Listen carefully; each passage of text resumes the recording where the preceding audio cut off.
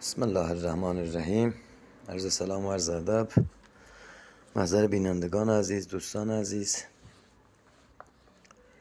و کسانی که آکادمی فنی مهندسی رسول رو دنبال میکنن. با تعمیر یک برد چرخ خیاطی دیگر در خدمتون هستم. مشکل این برد این بود که ارور یک میداد، ناگفته نباشه. برد چرخ جک هستش،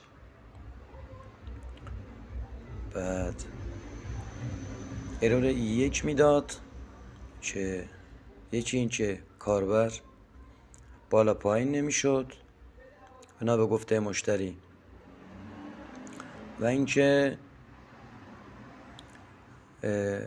خازنه درست شارژ نمیشد. با بررسی و ایرادیابی به این نتیجه رسیدیم که اینجا دوتا خازن داریم، 63 ولت 4700 میکروفاراده که این خازنه فوراً دشارژ میشد و اینکه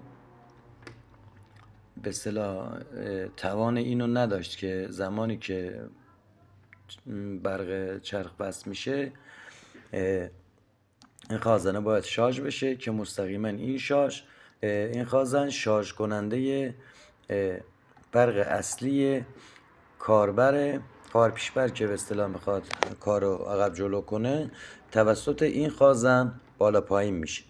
این خازن دشارژ شده بود، یه نشتی داشت که این 4700 میکروفاراد 63 ولت که حدوداً 2120 میکروفاراد اینا شارژ میشد. اون در صورتی بود که زور اینو نداشت که کارپیشبر رو بالا پایین کنه. با تعویض این خازن برنامه چرخمون اوکی شد و همکنون تست گرفتیم و آماده بستن روی کاره. و اینکه اینجا دوتا فیوز داریم، فیوز شیشه 10 آمپر. یکی از اینا معیوب شده بود، توسط یکی از فیوزها برق به مدار می اومد.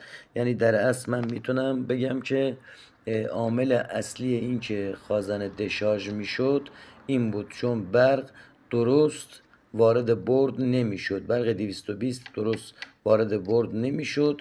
حالا نوسان سازی میکرد یا حالا هر اتفاقایی که میافتاد این یکی از این فیوزها سوخته بود.